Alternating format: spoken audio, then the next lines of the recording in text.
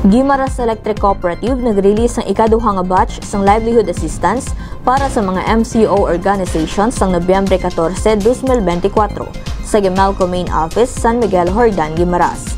Ang apat ka MCO organizations nga nakabaton sang livelihood assistance nga 30,000 pesos amo ang masunod. Ayangan Sibunag, Espinosa, Hordan, Santo Domingo, Nueva Valencia, kag Dolores, Nueva Valencia. Ang mga benepisyaryo genrepresentaran sa mga officers ng tagsa ka organisasyon kung sa diin nagtambong sila sa isa ka session sang basic bookkeeping kag mga praktikal nga mga aktibidad. Ang tinutuyo sang sini nga aktibidad amo ang mapaayo ang ila mga hilikoton kag ihibalo sa insakto nga pag-record sa mga transaksyon sa cash books kag customer account. Gindiskusyonan Manila ang parte sa kaundan sang Memorandum of Agreement o kun MOA agud masigurado ang sustainable nga programa kag ginsundan ini sang seremonyal nga pagpermahanay sang MOA. Ginpahayag man ni Gemalco General Manager Shirley S. Laurente ang commitment sang kooperatiba sa pagsuporta sa mga member consumer owners o kon MCOs paagi sa mga livelihood programs. Gina-encourage ulit kamo nga kabay pa kini nga fund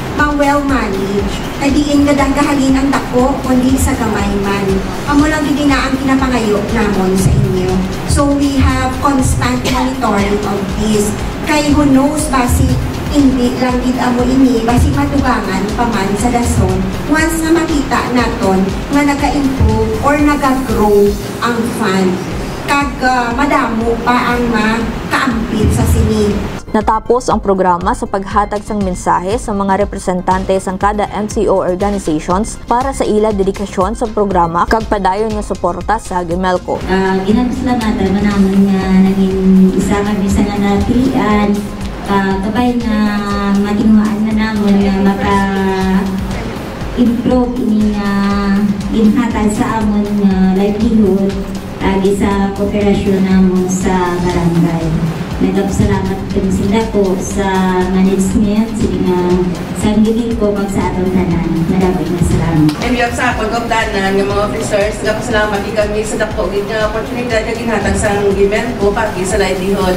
And promise, tingnan ang ginamon to, manunamon nga mapadako ini kang makabulig sa ang barangay man gid. Maraming salamat. Sige, so liwat, thank you gid.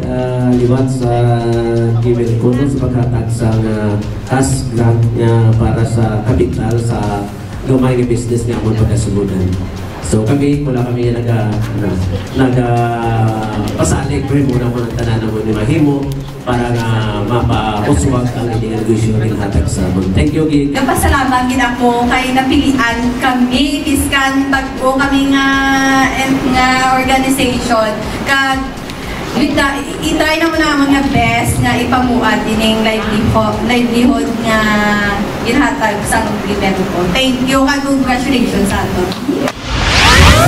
Para sa dugang impormasyon na hanungod sa aton kooperatiba, i-like kag i-follow ang Gemalco official Facebook page, facebook.com/Gemalco. Kung mag-subscribe kag i-click ang notification bell sa Gemalco YouTube channel, Gemalco RTV. Ini ang Gemalco Net Power View.